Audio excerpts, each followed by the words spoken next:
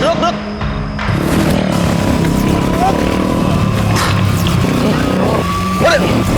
तुम भी ना। बहुत खिला दिया आपने। मिस्टर एंड मिसेज अरोड़ा जी?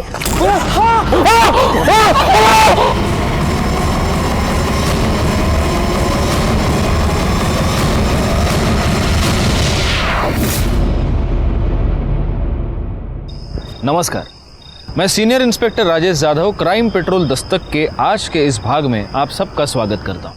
आमतौर पर लड़कियों या औरतों के ऊपर होने वाले एसिड अटैक्स की खबरें हम अखबार में पढ़ते हैं या उनके बारे में सुनते हैं, लेकिन किसी मर्द पर एसिड अटैक हुआ हो, यह घटना अपने आप में बहुत रेयर है। मैंने अपने लंबे पुलिस करियर में ऐसा कोई भी केस हैंडल नहीं किया था, लेकिन जब मेरी पोस्टिंग मुंबई के बांगुर नगर पुलिस स्टेशन में हुई थी, तब धीरज अरोड़ा पर हुए एसिड अटैक का अजीबोगरीब केस मेरे सामने आया था। प्लीज जल्दी लेकर चलिए। धीरज, धीरज सब ठीक हो जाएगा। धीरज सब ठीक हो जाएगा। प्लीज हटिए डॉक्टर साहब। आईसीयू में जल्दी। मैडम आप यहाँ पे रुकिए, चलो आईसीयू में, हरी अप।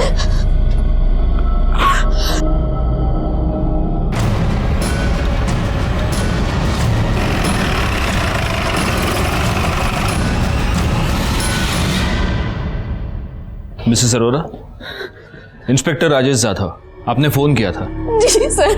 कहाँ है आपके पति? सर अंदर है। आपको किसी पर कोई शक कौन कर सकता है? पता नहीं सर। कहीं ऐसा तो नहीं मिसेस अरोड़ा कि ये एसिड अटैक आप पर करना था और गलती से आपके पति पर हो गया? पता नहीं सर, मुझे कुछ समझ नहीं आ रहा है। कौन है, क्या, क्यों करेगा कोई ऐसा? Okay okay, calm down. आइए आप बैठिए प्लीज प्लीज। निकाल जरा पानी आना। मैडम, आपका हाल फिलहाल में किसी के साथ कोई झगड़ा या आपकी कोई पुरानी दुश्मनी? नहीं सर, ऐसा कुछ नहीं है। अच्छा, एग्जैक्टली हुआ क्या ये बताइए। सर मैं और मेरे हस्बैंड हमेशा की तरह रात को खाना खाने के बाद नीचे बिल्डिंग में वॉक करने गए। बाप रे स्वाति, इस तरह से नान और बटर चिकन खिला दे रहोगे ना तो कल से वॉक की जगह जिम ज्वाइन करना पड़ेगा। तारीफ करना तो कोई तुमसे सीखे। चलो ठीक है, आज 20 मिनट की जगह आधा घंटा वॉक कर लेते हैं। ओके? बट प्लीज 2 मिनट बैठते हैं। Dheeraj please come. तुम भी ना। बस 2 minute please. Mister and missus Arora ji?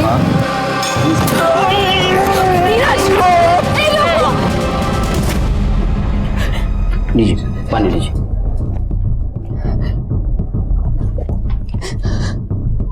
Sir काश वो एसिड अटैक धीरज की जगह मुझ पर कर देता। मुझे कुछ हो जाता कोई बात नहीं, पर धीरज का दर्द मुझसे सहा नहीं जाता। प्लीज अपने आप को संभालिए प्लीज। ये आपके हाथ को क्या हुआ? सर वो थोड़ा सा एसिड छलक के मेरे हाथों पर आ गया था, तो मैंने दवाई लगाई है सर। सर मैंने सेम ऑइंटमेंट धीरज के फेस पर भी लगाई थी ताकि बर्न का इफेक्ट ज़्यादा ना हो। थैंक गॉड आपने उन्हें फर्स्ट एड दी थी मिसेस अरोड़ा। उनकी सिर्फ बाहर की स्किन बर्न हुई है, अंदर की स्किन बच गई है। तो क्या हम धीरज का बयान ले सकते हैं? इम्पॉसिबल। उनकी जीभ पे एसिड का इफेक्ट हुआ है, वो बोल नहीं सकते। बोल नहीं सकते तो लिख तो सकते। That is also not possible. वो जब फेस पे एसिड गिरा तो उन्होंने अपने हाथ से उसको छुआ था, तो उंगलियां सारी बर्न हो गई है। It will take time. कितना? करीबन 7 से 10 दिन तो लग ही जाएंगे जीभ को हील होने के लिए। डिपेंड करता है उनकी बॉडी मेडिसिन को कैसे रिस्पॉन्ड करती है। मिसेस अरोड़ा, आप हॉस्पिटल के अकाउंट डिपार्टमेंट में 5 लाख रुपये जमा कर दीजिए। 5 लाख? अब ये ट्रीटमेंट और प्लास्टिक सर्जरी में इतना खर्चा तो हो ही जाएगा। सर हमारे सारे अकाउंट्स धीरज ही हैंडल करते हैं। अकाउंट्स में इतने पैसे हैं या नहीं मुझे नहीं पता, और सर अगर हैं भी तो उन्हीं के सिग्नेचर्स लगेंगे चेक से निकालने के लिए। हाँ, आपके पति क्रेडिट कार्ड यूज़ करते हैं? नहीं सर, हम लोग क्रेडिट कार्ड्स नहीं यूज़ करते। वेल जो भी है, कोई ना कोई सोल्यूशन तो आपको ढूंढना होगा, और वो भी बहुत जल्दी। धीरज अरोड़ा पर हुए एसिड अटैक के बाद स्वाति अरोड़ा की मुश्किलें और भी बढ़ रही थी। इस हादसे तक ये मिस्टर एंड मिसेस अरोरा बहुत ही खुशहाल जिंदगी जी रहे थे, लेकिन अब वो एक भयानक जुर्म का शिकार हो गए थे। और फिर हमेशा की तरह वही सवाल मेरे दिमाग में उभरा कि क्या इस अरोरा दंपति को इस होने वाले जुर्म की दस्तक मिली थी? जरूर मिली होगी, लेकिन वो उस दस्तक से सतर्क नहीं हुए, सचेत नहीं हुए, और नतीजा हुआ धीरज अरोरा पर उनकी ही सोसाइटी की गार्डन में हुआ एसिड अटैक।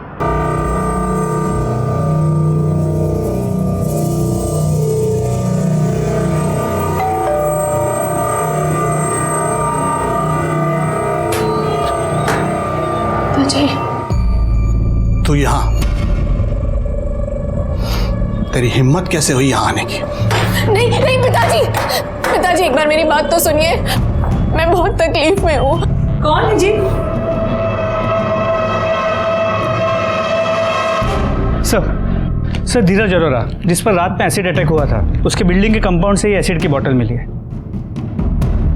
पता करो ये एसिड की बोतल किस दुकान से खरीदी गई, आसपास के एरिया में पता करो। जी सर। और सर धीरज अरोरा के बिल्डिंग की सीसीटीवी फुटेज देखो।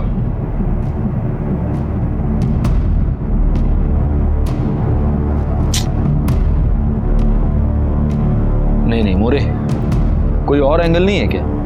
यहां से तो कुछ भी पता नहीं चल रहा। नहीं सर, सिर्फ इस गेट के पास के सीसीटीवी कैमरा का फुटेज है। गार्डन के पास जो सीसीटीवी कैमरा है वो वर्किंग कंडीशन में नहीं है। सोसाइटी वाले मेंटेनेंस किस बात का लेते हैं? एक काम करो, जरा रिवाइंड करो इसको ना, एक पॉज करो। अभी वो बाइक के नंबर पे जूम करना जरा। नंबर नोट कर लो और देखो ये बाइक किसके नाम पर रजिस्टर्ड है।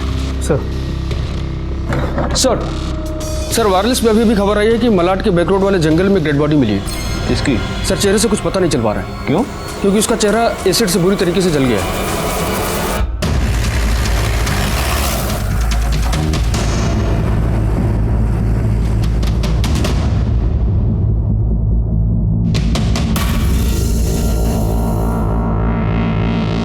सर ऐसा लगता है कि ये लाश 2 दिन से यहाँ पड़ी हुई है।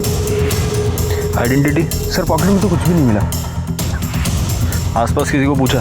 सर फेस एसिड से पूरी तरह से जल गया है, जिसकी वजह से कोई पहचान नहीं पा रहा है। बॉडी की इन्फॉर्मेशन आसपास के पुलिस स्टेशन में भेज देते हैं, शायद कहीं किसी ने कोई मिसिंग कंप्लेंट दर्ज की हो।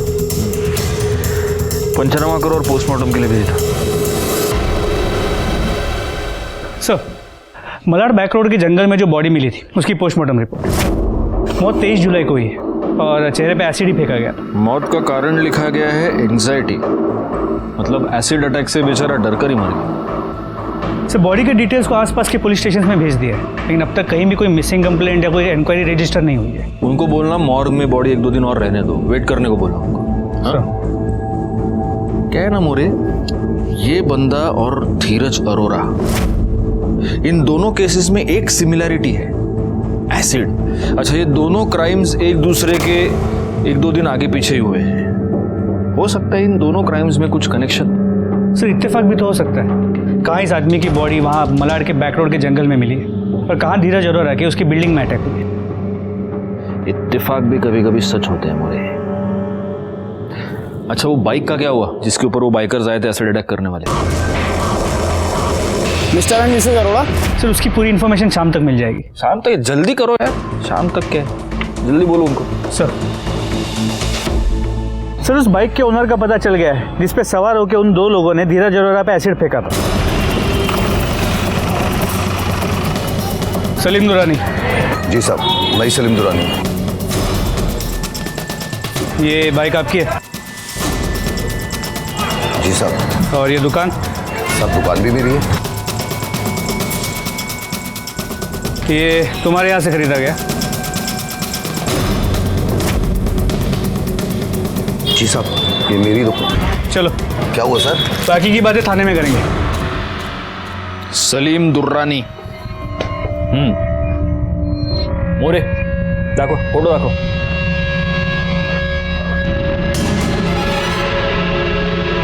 इन दोनों को देखा है? नहीं जानते? नहीं साहब, ऐसा खींच के मारूंगा ना, इधर का गाल उधर हो जाएगा। इन दोनों पर एसिड अटैक हुआ है, तेरी एसिड की दुकान है। सच बता, तूने खुद फेंका या किसी और से फेंकवाया? बोल।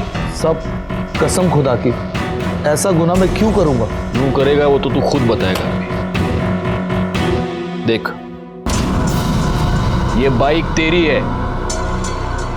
जी साहब 3 दिन पहले ये बाइक मेरी चोरी हो गई थी।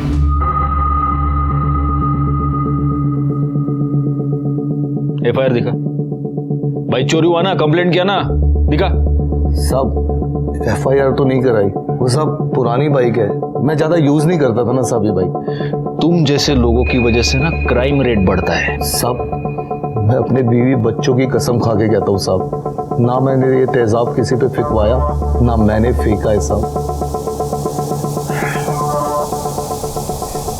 तेरे दुकान में सीसीटीवी कैमरा है? मोरे मोरे रुको, पीछे लो। ये इन 2 लड़कों पे जूम करना जरा। तो कोई पहचान वाले लगते हैं क्या? नहीं सर, किसी रेगुलर बाइक चोरी गैंग के नहीं लगते। देख लो, जानते हो इन दोनों को? देखो। हाँ साहब, ये लोग कुछ दिन पहले ही मेरी दुकान पे आए थे। भैया एक एसिड की छोटी बोतल देना। किसकी? एसिड किस लिए चाहिए? संडास साफ करना है, पुराने जमाने का है ना तो पीला पड़ चुका है। अच्छा, 1 सेकेंड। ये लो, ये चकाचक टॉयलेट साफ कर देगा। अरे एसिड की दुकान चलाते हो ना तुम? तुमको इतना भी मालूम नहीं ऐसे किसी को भी एसिड बेचना अपने आप में क्राइम है? साहब गलती हो गई, माफ कर दीजिए, आगे से नहीं होगा साहब। जाओ अभी, और ना जब तक ये केस सॉल्व नहीं होता शहर छोड़कर जा नहीं सकते, समझे? जी साहब।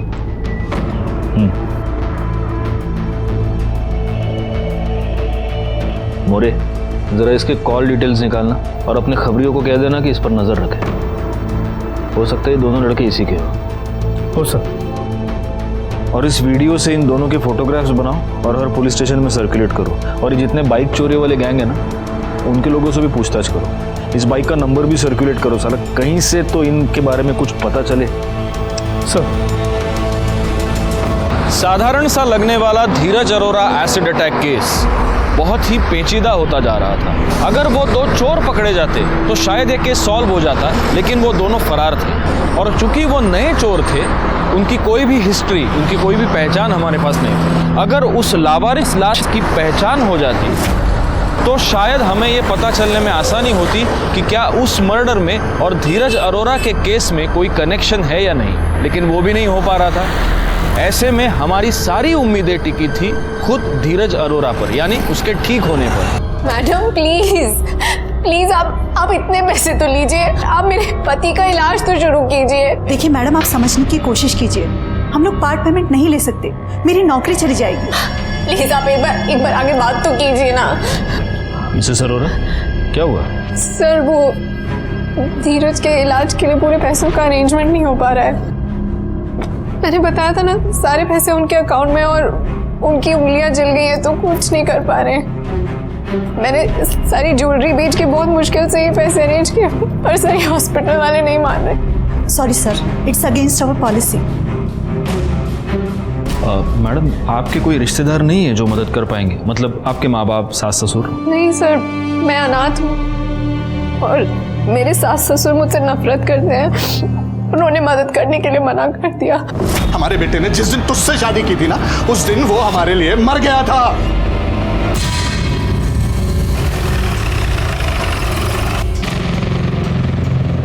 हमें सुनने में आया कि आपकी अपने बेटे और बहू से ज्यादा बनती नहीं थी। कहीं ऐसा तो नहीं अरोरा साहब कि आपने अपने बहू पर एसिड अटैक करने की सुपारी दे दी और अटैक हो गया गलती से आपके बेटे पर? कैसी बातें कर रहे हैं इंस्पेक्टर साहब, हम भगवान से डरने वाले लोग हैं, इतनी गिरी हुई हरकत नहीं कर सकते हम। तो अपनी ही बहू से इतनी नफरत क्यों? बहू? इंस्पेक्टर साहब सच तो यह है कि हमने उसे कभी अपनी बहू माना ही नहीं। बस मेरे मना करने के बाद भी तूने इससे शादी की। इसके माँ बाप का पता नहीं, जाति धर्म का पता नहीं, ऐसे अपने घर की बहू नहीं मानूंगा। लेकिन अब इन सब बातों को 1 साल हो गया। आज आपके बेटे को आपकी जरूरत है। अगर बेटा ही नहीं रहा तो इस पैसे का क्या करेंगे आप? इंस्पेक्टर साहब बिल्कुल सही कह रहे हैं, अब हमें गुस्सा खत्म कर देना चाहिए। और वैसे भी कुछ दिन पहले धीरज तो माफी मांगने आया ही था ना। मुझे माफ कर दो। माफ? माफ़ी मांगने से कोई फ़ायदा नहीं है धीरज। अब हम लोग फैसला कर चुके हैं बेटा, हम अपना बिजनेस वाइंड अप कर देंगे और सब कुछ ट्रस्ट को देकर हम दोनों हरिद्वार चले जाएंगे। अरे पर डैड, आप ऐसा कैसे कर सकते हो? इतना बसा बसाया बिजनेस आप ऐसे कैसे बांट सकते हैं? देखो, आई एम सॉरी, मैं मानता हूं कि मुझसे गलती हुई है। देखिए, इसीलिए मुझे अभी भी लग रहा है कि आपको अपनी बहू पर एसिड अटैक करवाना था और गलती से हो गया बेटे पर। इंस्पेक्टर साहब, अब बार बार एक ही बात दोहरा रहे हैं और मैं बार बार एक ही बात कहूंगा कि हम इतनी नीच हरकत नहीं कर सकते। आप क्या कर सकते हैं और क्या नहीं, ये तो हम पता लगा कर रहेंगे। फिलहाल बस एक काम कीजिए, हॉस्पिटल चले जाइए, वरना बेटे से हाथ धो बैठेंगे। इस अनिल अरोरा को अभी अपने रडार पर रखना, उसके कॉल डिटेल्स निकालो और हाँ, ये पता करो कि वारदात की रात उसकी मोबाइल लोकेशन क्या थी, और उसके ज़रा बैंक डिटेल्स भी निकालना। इसको अभी हम क्लीन चिट नहीं दे सकते। हो सर। स्वाति जी, अब कैसा है धीरज? ठीक है धीरज, और हम आ गए हैं, सब ठीक हो जाएगा। एक्सक्यूज मी सर, धीरज। आप? मैं उसकी गर्लफ्रेंड। जी? जी, हमारी शादी होने वाली। क्या मैं उससे मिल सकती हूँ? हाँ। बेबी, क्या हुआ ये सब? कैसे हुआ? तुम ठीक हो ना? नहीं, हाथ नहीं, इंजरी है उन्हें। बहुत दर्द हो रहा है ना? मुझे अभी अभी पता चला और मैं तुरंत आ गई।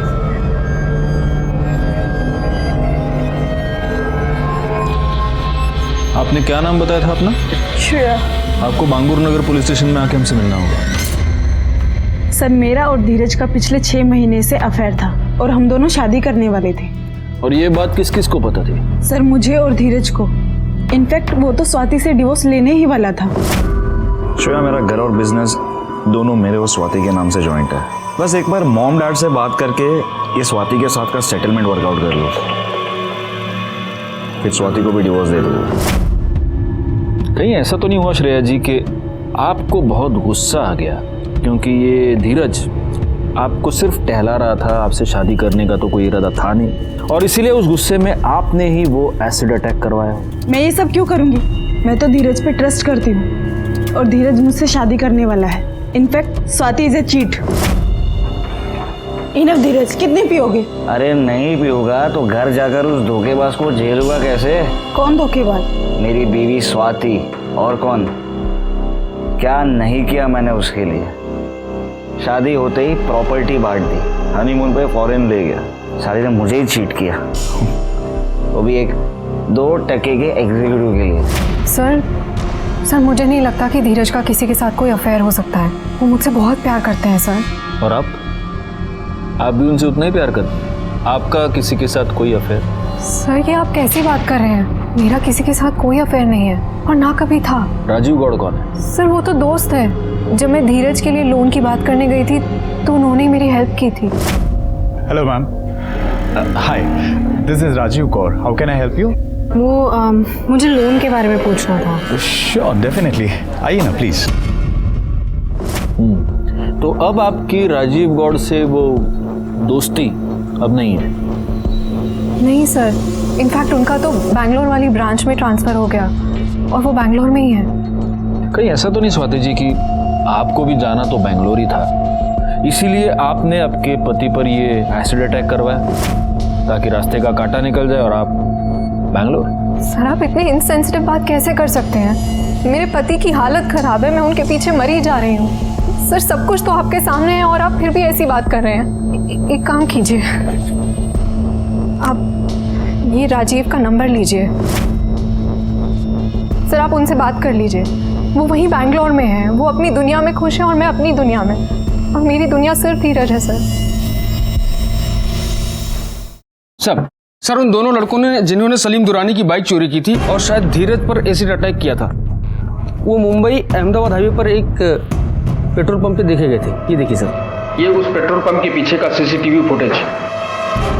पिंटू और बबलू के बारे में इंफॉर्मेशन मिलने के बाद हमारी टीम इस धीरज अरोरा केस में दोबारा प्रोएक्टिव हो गई। एक बात तो क्लियर थी, मुंबई में धीरज अरोरा पर एसिड अटैक करने के बाद ये दोनों अहमदाबाद की तरफ भागे थे। अब हमारी टीम ये पता करने में जुट गई थी कि क्या ये दोनों अहमदाबाद गए थे या रास्ते में ही हाईवे से कट कर किसी और गांव या शहर में छुप गए थे। सर श्रेयापन के कॉल रिकॉर्ड्स वो सच कह रही है। वो और धीरज अरोरा रेगुलर टच में थे और दोनों के बीच लंबी लंबी बातें होती। मोरे, वो स्वाति अरोरा का दोस्त क्या नाम है उसका? राजीव गौड़। राजीव गौड़, उसके बारे में कुछ पता चला? सर मेरी रिक्वेस्ट पे बेंगलोर पुलिस इस राजीव के बेंगलोर ब्रांच के ऑफिस गए थे, तो ब्रांच मैनेजर ने कहा कि राजीव ने वहाँ ज्वाइन तो किया है लेकिन फिलहाल शिफ्टिंग के लिए छुट्टी पे है। ब्रांच मैनेजर को कहा है बेंगलोर पुलिस ने कि जैसे ही वो आए बेंगलोर पुलिस को इन्फॉर्म कर दे। एक काम करना, ये स्वाति और राजीव इन दोनों के भी कॉल रिकॉर्ड्स और लोकेशन डिटेल निकालो।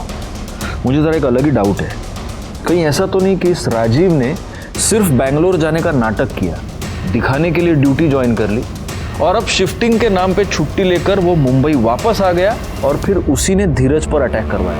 Quite possible sir. ठीक है सर। स्वाति जी, आपने कहा था कि आप राजीव गौर से बिल्कुल टच में नहीं है, लेकिन आपके कॉल रिकॉर्ड्स ये दिखा रहे हैं कि आप दोनों के बीच हाल ही में बातचीत हुई है। ये कैसे? ये उन्होंने मुझे कंडोलेंस के लिए कॉल किया था। उन्हें उनकी कंपनी में किसी ने धीरज पे हुए एसिड अटैक के बारे में बताया। लेकिन मेरी एक थियरी है स्वाति जी, कहीं ऐसा तो नहीं कि इस राजीव ने जलन के मारे आपके हस्बैंड पर एसिड अटैक करवाया? आपको क्या लगता है? सर, पर राजीव ने तो यही बोला कि जब से वो बैंगलोर गए हैं तब से वो मुंबई आए नहीं हैं। बाकी आपने अपनी ओर से तो चेक किया ही होगा सब। जी बिल्कुल किया है, और हमारी इन्फॉर्मेशन के मुताबिक भी वो बैंगलोर में ही है। अरे सर, मुझे निकलना होगा, मुझे धीरज के लिए खाना लेकर जाना है। जी जी सर, थैंक यू सर, मेरे सास ससुर को मनाने के लिए। अगर आप नहीं होते तो धीरज का इलाज नहीं हो पाता और मुझे मेरा मंगलसूत्र वापस नहीं मिल पाता। थैंक यू की कोई ज़रूरत नहीं है, पुलिस होती ही मदद के लिए। सी सर, ये स्वाति श्रेया पंत वो धीरज की गर्लफ्रेंड के बारे में जानते हुए भी उसके इलाज में कोई कसर नहीं छोड़ रही। ऐसे बीवी को डिवोर्स देने के बारे में धीरज सोच भी कैसे सकता है?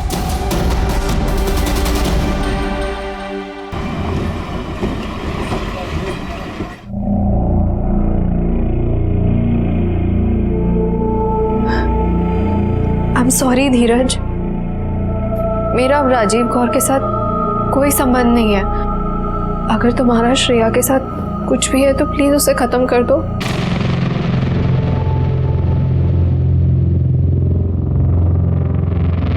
अब समझ में आया कि हमारे बेटे ने हमसे ऐसा क्यों कहा। मुझसे गलती हो गई। देखो, आई एम सॉरी, मैं मानता हूं कि मुझसे गलती हुई है। अच्छा है, हमें लगता है कि अब इसे बुद्धि जरूर आ जाएगी। अब्बा जी, मम्मी जी, आप दोनों प्लीज थोड़ी देर बाहर बैठिए। ये हमारा आपस का हस्बैंड वाइफ का मामला है।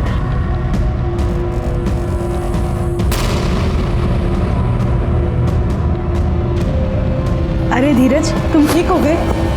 थैंक गॉड, मैं तुम्हारे लिए फ्रूट्स लेके आई।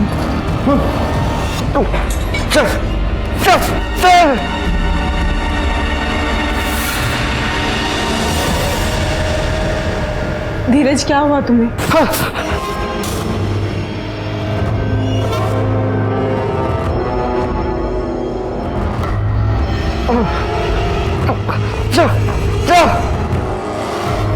आप प्लीज जाइए यहाँ से, इनकी तबीयत बिगड़ रही है। आप जाइए वरना मुझे हॉस्पिटल स्टाफ को बुलाना पड़ेगा।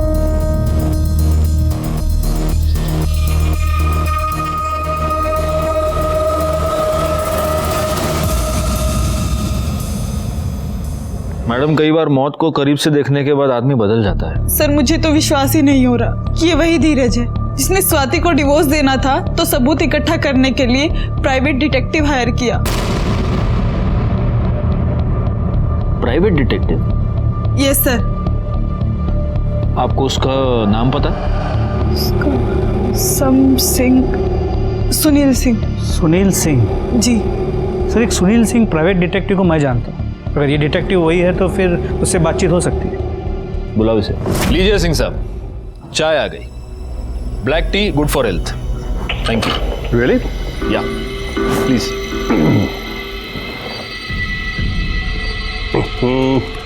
ये तो बहुत कड़वी है। पुलिस की जो है। बताइए सर। जी हाँ, ये सच है कि धीरज के कहने पर मैंने स्वाति की जासूसी की थी।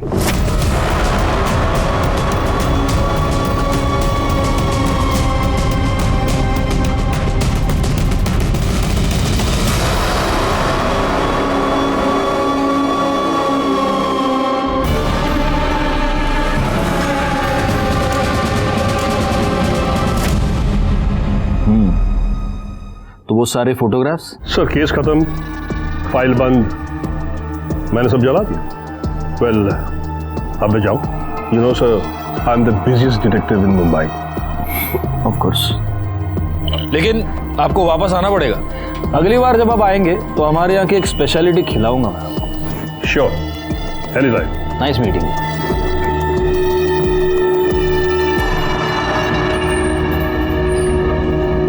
सर, इस सिंह से तो हमें कोई नई इन्फॉर्मेशन नहीं मिली। एक बात हमें पता चली मौर्य, ये राजीव गौर स्वाति के लिए एक दोस्त से ज्यादा बहुत कुछ है। पर सर, फिर आइडियली तो धीरज ने राजीव पे या स्वाति पे या इन दोनों पे एसिड अटैक करवाना चाहिए था, लेकिन ये दोनों तो ठीक है। पता नहीं क्यों मुझे ऐसे लग रहा है कि इस सिंह को और भी बहुत कुछ ज्यादा पता है, लेकिन हमें बता नहीं रहा। इसके कॉल डिटेल्स या मोबाइल लोकेशन डिटेल्स निकालेंगे तो उससे कुछ पता नहीं चलेगा, क्योंकि वो तो उनको मैनिपुलेट करता ही होगा।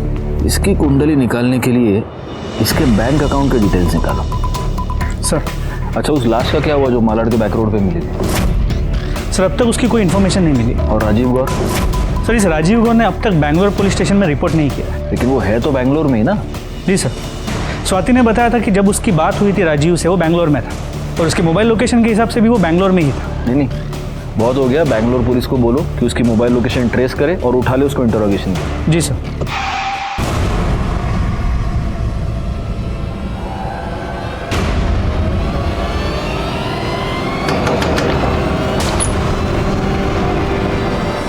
राजीव गौर? अरे हाँ बाबा, मैं भूल गया, आज सुबह गोली घर पे ही भूल गया। इधर मंगा तो इधर है केमिस्ट बाजू में। चलो तुम रखो फोन चोपा, चलो रखो। Bye bye bye. हाँ सर, बैंगलोर पुलिस ने बताया कि राजीव गौर लापता है। लापता है? तो इतने दिन से फोन पे बात कौन कर रहा है? सर, राजीव ने अपना फोन अपने एक दोस्त उत्तम पॉल को दिया और वही सबसे राजीव गौर बन के बात कर रहा था। क्यों? तो उसने कहा कि राजीव ने ही उसे ऐसे करने के लिए कहा। इसका मतलब ये राजीव गौर बहुत पहले से ही बैंगलोर से निकल चुका है, और अगर वो बैंगलोर में नहीं है तो वो जरूर मुंबई में ही होगा। सर, डिटेक्टिव सिंह को राजीव गौर के अकाउंट से भी पैसे ट्रांसफर हुए थे। सर, डिटेक्टिव सिंह के बैंक अकाउंट डिटेल्स।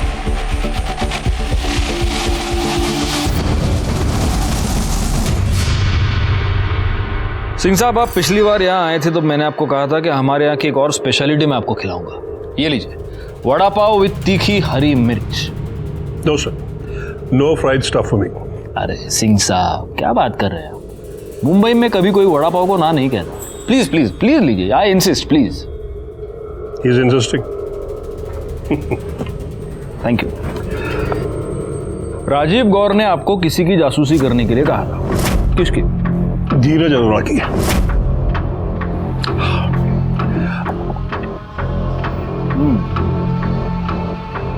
बड़े कमाल के डिटेक्टिव हैं आप। मतलब किसी के कहने पर आप किसी की जासूसी करते हैं, फिर आप उसी को बताते हैं कि ये बंदा तुम्हारी जासूसी करवा रहा है, और आप उससे भी पैसे ऐंठते हैं। क्या करें सर, धंधा है हमारा। और ये बात हमको बताना आपने जरूरी नहीं समझा। तो क्या है ना सर, वकीलों से सीखा है, जितना पूछे उतना बोलो। आपने पूछा नहीं, हमने बोला नहीं। तो इस राजीव गौर ने धीरज अरोड़ा की जासूसी करने के लिए आपको क्यों कहा था?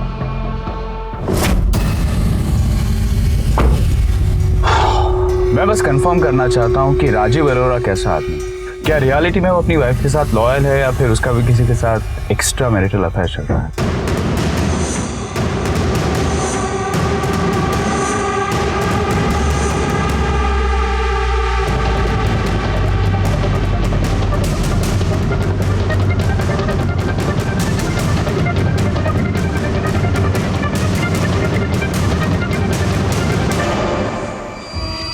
सोचो, स्वाति इस हरामखोर के लिए मरी जा रही है।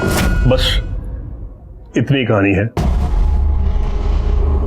अब मैं चलूं सर, क्योंकि you are the busiest detective in Mumbai.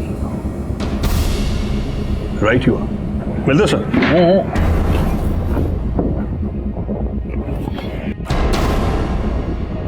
मोरे, अपने किसी खबरी को इस पर नजर रखने के लिए बोला। ये शाना अभी भी हमसे कुछ छुपा रहा है। और इस राजीव गौर का जो मुंबई का फ्लैट है वहां पर चेक करो, शायद कुछ पता चले। ओ सर।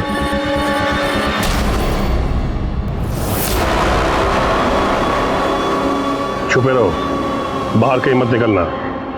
खतरे के बादल और घने होते जा रहे हैं, समझे? सर, राजीव गौर अपने मुंबई के एड्रेस पे भी नहीं मिला और उसके पड़ोसियों ने भी यही कहा कि वो बैंगलोर शिफ्ट हो गया है। मोरे, वो जो एसिड अटैक वाली लाश मिली थी उसको क्लेम करने के लिए कोई आया क्या? नहीं सर, उस बॉडी की अब तक कोई भी लीड नहीं मिल पाई है। कहीं ऐसा तो नहीं कि वो लाश राजीव गौड़ की है? इट इज पॉसिबल, हो सकता है। देखो, मेरी एक ना बहुत ऐसी एक फारफिश थियरी है। ऐसा हो सकता है कि ये राजीव गौर स्वाति का यानी कि धीरज अरोरा की बीवी का आशिक था, तो ऑब्वियसली वो धीरज अरोरा से जलता होगा। और धीरज अरोरा को ये पता चल चुका था कि राजीव गौर उसकी बीवी का आशिक है, वो राजीव गौर से जलता था। अब धीरज अरोरा पर जो एसिड अटैक हुआ उससे एक रात पहले धीरज अरोरा ने राजीव गौर को एसिड अटैक में ही मरवा दिया, लेकिन मरने से पहले राजीव ने धीरज की सुपारी दे दी थी, इसलिए फिर धीरज पर भी एसिड अटैक हो गया। लेकिन सर, ये इतनी बड़ी थियरी हम प्रूव कैसे करेंगे? प्रूव कैसे करेंगे?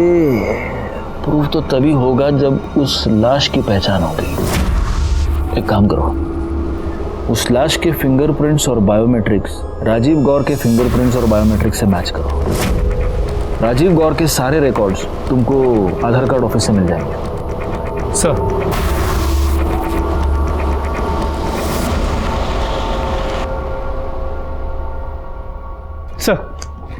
राजीव गौर के बायोमेट्रिक्स उस बॉडी से नहीं मिल रही जो हमें मलाड बैक रोड के जंगल में मिली थी। तो फिर ये बॉडी किसकी है? किसी घनीराम सोनी की। भरतपुर राजस्थान का रहने वाला है। उसकी बीवी ने वहाँ के लोकल पुलिस स्टेशन में उसकी मिसिंग कंप्लेंट रजिस्टर की थी। बॉडी को राजस्थान पुलिस को हैंडओवर करने के लिए प्रोसीजर शुरू कर दिया है। एक बार फिर धीरज अरोरा केस में हम अटक गए थे। राजीव गौर कहाँ था? धीरज अरोरा पर एसिड अटैक किसने करवाया?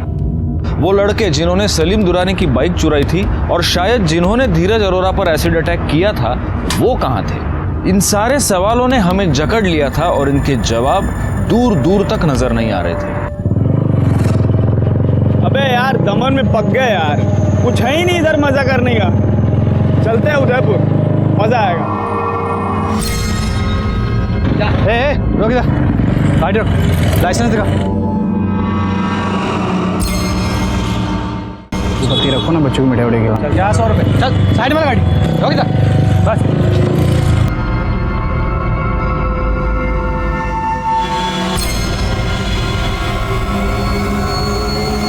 रमाकांत, गाड़ी के अंदर डालो। ये लोग मुंबई से भागे हुए चोर हैं। चलो चलो। लाइसेंस नहीं दिया, जेल में डालेंगे साहब। सर, वो दो चोर जिन्होंने सलीम दुरानी की बाइक चुराई थी और शायद धीरज अरोरा पे एसिड अटैक किया था, दोनों दमन में पकड़े गए। फौरन दमन जो उनको लेकर आओ मुंबई। सर,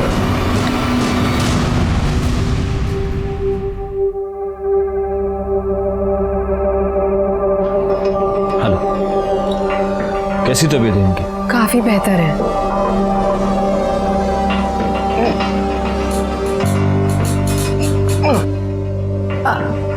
सर पूछ रहे हैं कुछ पता चला किसने इनके साथ इतनी घिनौनी हरकत की? अभी तक तो नहीं चला, लेकिन हमारी कोशिश जारी है।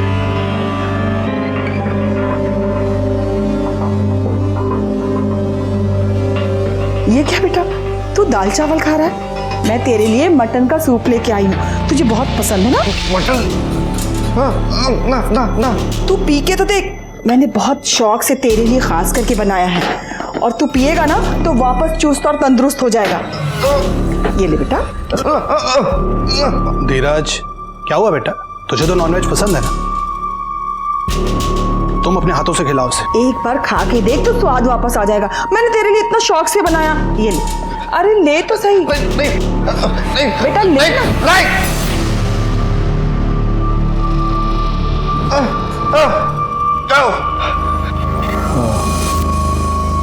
हम लोग चलते हैं।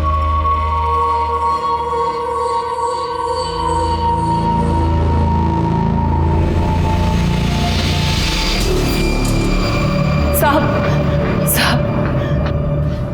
वो धीरज एसिड अटैक के बाद अचानक से अजीब सी हरकतें कर रहा है साहब। समझ में नहीं आया साहब। मुझे लगा कि तबीयत खराब है शायद, इसलिए ये सब ऐसा है, लेकिन बात पे झुंझला रहा है। हमारी इज्जत नहीं कर रहा है और नॉनवेज से ऐसी नफरत कर रहा है जैसे जिंदगी में उसने कभी नॉनवेज खाया ही नहीं है। आप कहना क्या चाहती हैं? साहब, मैं एक माँ हूँ और माँ होने के नाते मेरा दिल ये मानने को तैयार नहीं कि मेरा बेटा अचानक से ऐसे बदल जाएगा।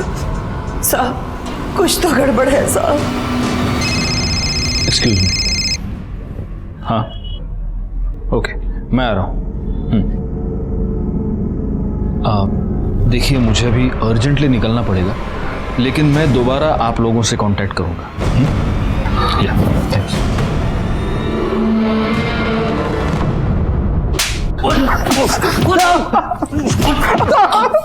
कुछ नहीं किया। बस चले चल। कोई नाटक नहीं, कोई स्टोरी टेलिंग नहीं, अब सीधा मुद्दे पे आने का। धीरज अरोरा से तुम लोग का क्या कनेक्शन है? उसके ऊपर एसिड क्यों फेंका? हाँ सर, हमारा कोई कनेक्शन नहीं। जो भी किया सर, हमने सिर्फ पैसों के लिए किया था सर। मोरे, फोटो दिखाओ इनको। ये फोटो देखो और बताओ इनमें से किसने सुपारी दी थी। कौन था? अरे एक दूसरे का थोपड़ा नहीं, इधर देखो, कौन था इनमें से? नहीं साहब, हम इनमें से किसी को नहीं जानते। अरे इनमें से कोई भी नहीं था तो कौन था? साहब, वो टोपी लगाता है ऐसे गोल सा और हाथ से पाइप पीता रहता है। डिटेक्टिव सिंह।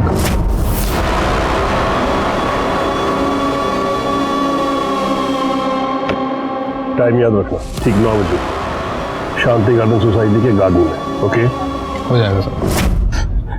सर, हम उसी दिन एसिड खरीदने के लिए सलीम के यहाँ गए, तभी हमारी नज़र उसकी बाइक पे पड़ी। फिर हमने प्लान किया कि हम उसकी बाइक चुरा लेंगे, और अगली सुबह हमने उसकी बाइक चुरा ली, और अगले दिन हम रात के 9 बजे धीरज की बिल्डिंग में पहुँच गए। और वो घनीराम सोनी, फोटो दाखवा ना, इसको क्यों मारा? हाँ, हमने नहीं मारा साहब। तो तुम्हारी मोबाइल लोकेशन मर्डर स्पॉट की क्यों है? सच बताओ, वरना इतनी मिर्ची खिलाऊंगा ना तुम लोगों को, मिर्ची खा खा के मर जाओगे। रिका में क्यों नहीं मिर्ची? नहीं साहब, बता रहे सिंह साहब ने बोला था कि उसी एरिया में किसी के चेहरे पे एसिड फेंक देना। हमने सिर्फ उसके चेहरे पे एसिड फेंका था, बाकी वो खुद तड़प के मर गया। और सर, एक और बात, हमने धीरज अरोड़ा के ऊपर एसिड नहीं फेंका था, सिर्फ कलर वाला पानी फेंका था।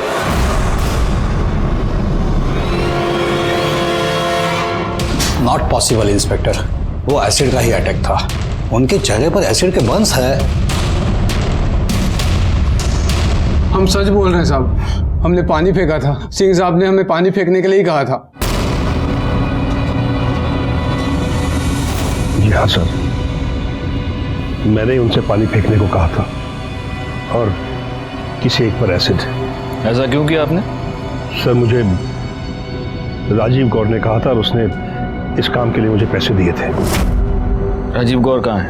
सर, केस खत्म होने के बाद मैं अपने क्लाइंट्स के टच में नहीं रहता, मुझे नहीं पता वो कहाँ है।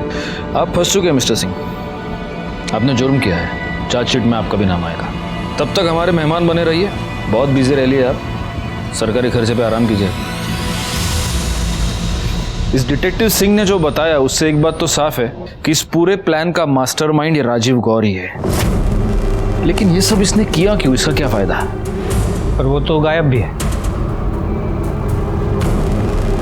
मैं एक माँ हूँ और माँ होने के नाते मेरा दिल ये मानने को तैयार नहीं कि मेरा बेटा अचानक से ऐसे बदल जाएगा।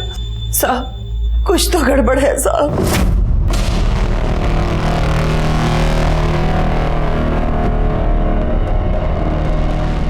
Hello doctor Rao. सर, हमारे कहने पे डॉक्टर दर्पण ने धीरज अरोरा का रेटिना स्कैन किया और उसके रेटिना स्कैन के इमेज को उसके आधार कार्ड डिटेल्स के साथ मैच किया। सर ये देखिए रिपोर्ट।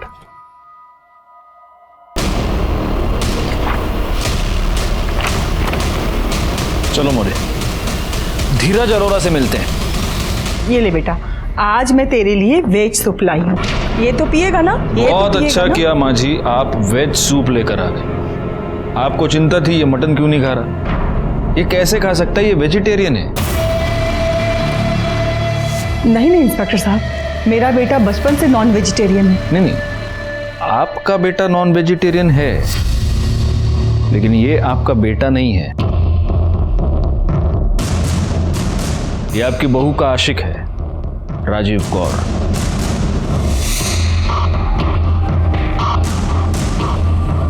सर ये आप क्या कह रहे हैं सर? ये मैं नहीं कह रहा हूं स्वाति जी, ये जो बायोमेट्रिक रिपोर्ट है ना इसकी, ये कह रही है।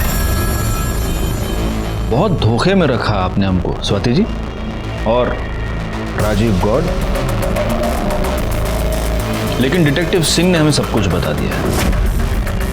आधी बात हमें पता चल चुकी है, अब पूरी बात आप हमें बताएंगे।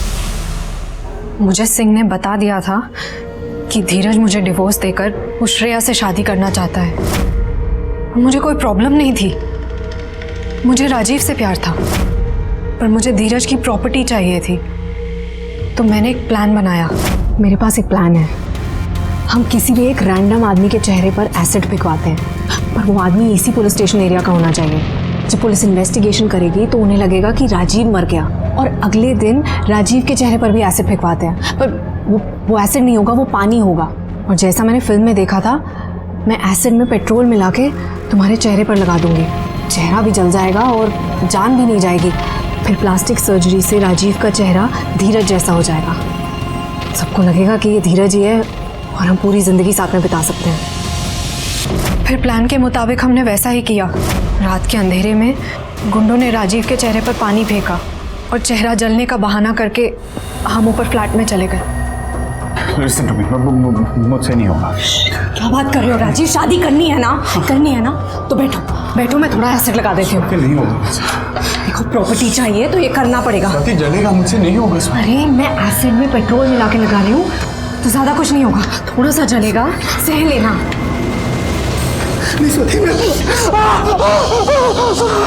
चेहरे के साथ साथ उंगलियों पर भी थोड़ा लगा दिया ताकि फिंगरप्रिंट और सिग्नेचर का लफड़ा ना हो, और अपने हाथ पर भी थोड़ा डाल लिया ताकि किसी को शक ना हो।